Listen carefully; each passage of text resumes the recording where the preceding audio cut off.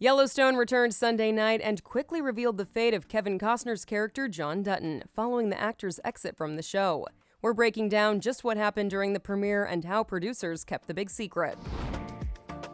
Warning, major Yellowstone spoilers ahead. Right out of the gate, Sunday's premiere revealed that John Dutton has indeed died, and it initially appears that he has taken his own life.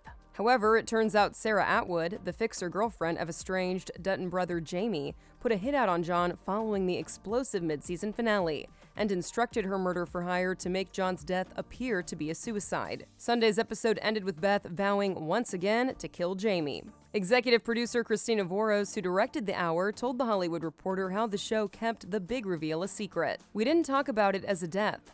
Anytime there is a death or some sort of event, we called it an arrival. And we gave John's character a pseudonym.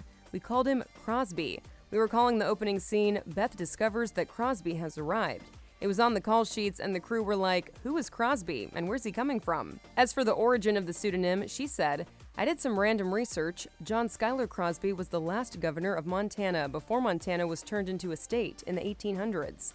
It was a very random, obscure, esoteric reference by Taylor Sheridan." Ahead of the big reveal, the cast spoke to THR at their red carpet premiere for Part 2 of Season 5 about how they thought the show's audience might react to John Dutton's fate. I think, like the rest of us, they're going to be bummed. That's a big presence. That's Kevin Costner. He's an icon. He's John Dutton. He's the rock, the patriarch of the family.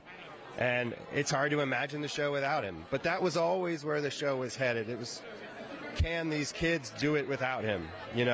So we all knew it was going to get there. We just didn't know how or when, and clearly it was different than we thought.